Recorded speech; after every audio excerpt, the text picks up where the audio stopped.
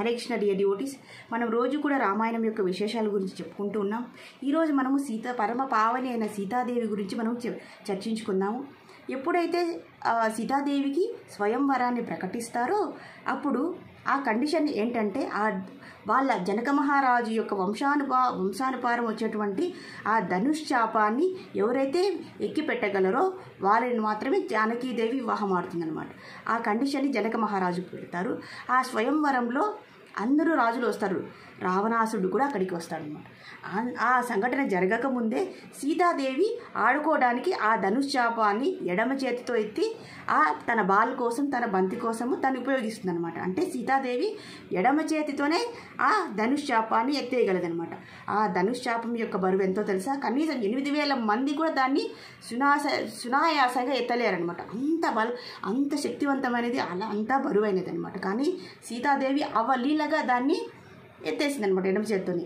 ఇక్కడ మళ్ళీ తర్వాత రావణాసుడు వచ్చాడు. ఎప్పుడైతే స్వయంవరం ఉన్నప్పుడు స్వయంవరంలో అందరూ రాజులు ప్రయత్నిస్తారు, చక్రవర్తులు అందరూ ప్రయత్నిస్తారనమాట ఆ ధనుశ్చాపాన్ని ఎత్తడానికి. కానీ ఎవరి వల్ల సాధ్యం కాదనమాట. చివరికి రావణాసురుడు కూడా వచ్చి ప్రయత్నిస్తాడు, కానీ పడిపోతాడనమాట. అప్పుడు శ్రీరాముల వారు వచ్చి ఆ ధనుష్ని ఎక్కుపెట్టడమే కాకుండా దాన్ని విరిచేస్తారనమాట. ఇప్పుడు మనం ఒకటి అర్థం చేసుకోవాలి. ఇక్కడ సీతాదేవి ధనుశ్చాపాన్ని ఎడమ చేతితో అవలీలుగా ఎత్తేసింది. రావణాసురుడు ఎత్తలేకపోయాడు. అంటే ఈ రావణాసురుడికి సీతకి అంటే వీళ్ళిద్దరిలో ఎవరు బలవంతులు? సీతాదేవే. కానీ అశోక వాటికలో ఉన్నప్పుడు సీతాదేవి రావణాసుని ఎందుకు ఓడించలేదు అంటే ఇక్కడ మనం ఒక్కొక్క తత్వాన్ని అర్థం చేసుకోవాలి. తను ఎంత శక్తి ఉన్నా కూడా తను ఆ శక్తిని ప్రదర్శించకుండా భగవంతుని కోసం తను ఎదురు చూస్తుంది అనమాట. భగవంతుడి యొక్క మంచి అలాగే గొప్ప భక్తురాలు ఎవరన్నా అంటే అది సీతాదేవే. అంటే భగవంతుని మీద ఆధారపడి ఉంది అనమాట. అదే ధర్మం అన్నమాట. అలాగే ఇంకొక విషయం గ్రహించాలి. ఎప్పుడైతే సీతాదేవి అశోక వాటికలో ఉన్నప్పుడు రావణాసురుని సీతాదేవి అవలీలగా తను సంహరించగలదు, కానీ సంహరించలేదు.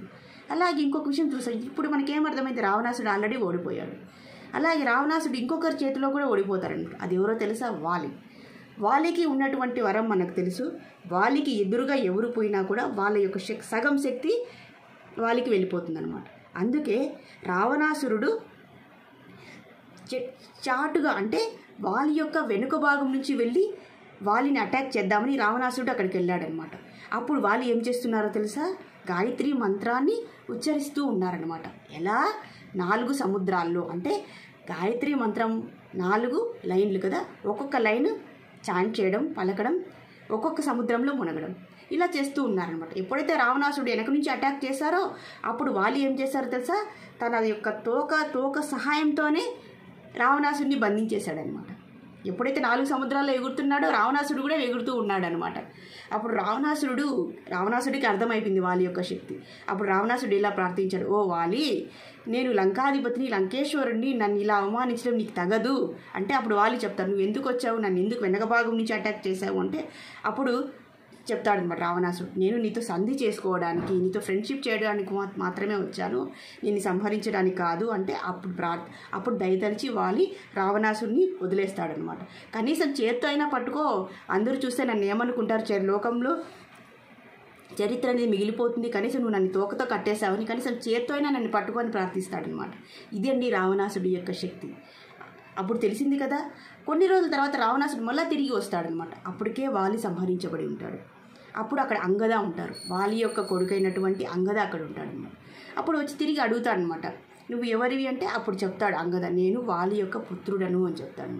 అవునా, సరే, మరి వాలి ఏమైంది, ఎక్కడ కనపడడం లేదంటే వాలి ఆల్రెడీ సంహరించబడ్డాడు అంటే వాలినా ఇంత అతి పరాక్రమవంతుడు, ఆయన తోకకే అంత అమితమైన శక్తి ఉంది, తనని ఎవరు సంహరించగలరు అంటే అప్పుడు చెప్తాడనమాట అంగద, శ్రీరామచంద్రుల వారే తనని సంహరించారు, శ్రీరామచంద్రుల వారితో సంహరించబడ్డారు వాలి అంటారు. అప్పుడు రావణాసుడికి చాలా ఆశ్చర్యం అయిపోతుంది అనమాట.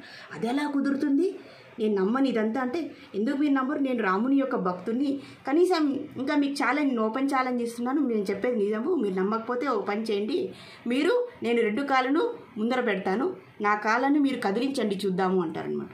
అప్పుడు రావణాసుడు ఆలోచిస్తాడు, ఇంతగా మాట్లాడుతున్నాడంటే ఇతని తండ్రి వాలి, కాబట్టి ఇతనికి కూడా అంతే శక్తి ఉంటుంది అని చెప్పేసి ఆ దావలో ఇంద్రజిత్ పోతూ ఉంటాడు, రావణాసుడి యొక్క కొడుకు.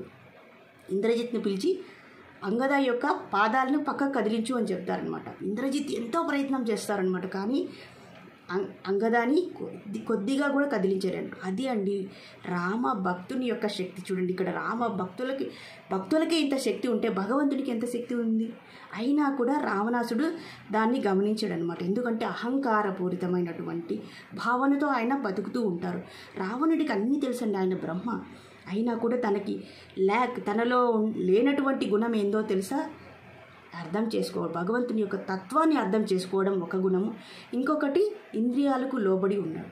ఇప్పుడు చూడండి, మనకు జ్ఞానం తెలిసినా కూడా దాన్ని మనం ఆచరించినప్పుడు ఆ జ్ఞానం వృధా ప్రయాస అవుతుంది. ఇదేనండి రావణాసుడిలో లోపించినటువంటిది. తనకు సాధన లేదు, ఎంత జ్ఞానం తెలిసినా దాన్ని ఆచరణలో పెట్టలేరు. ఇదే రాక్షస స్వభావం అన్నమాట. కానీ ఇక్కడ చూడండి, సీతాదేవి అంగద భక్తులు కాబట్టి ఆ జ్ఞానాన్ని, ఆ తత్వాన్ని తమ ఆచరణలో ఉంచడం వల్లే వాళ్ళు రాక్షసుల కంటే కూడా అతి శక్తివంతమైన వాళ్ళు. దీన్ని బట్టి మనకు అర్థం కావాల్సింది, మనకు శక్తి కంటే భక్తి గొప్పది అనేది మనకు ముఖ్యం. భగవంతుడు ఎప్పుడూ కూడా భక్తులను కాపాడుతూ ఉంటాడు.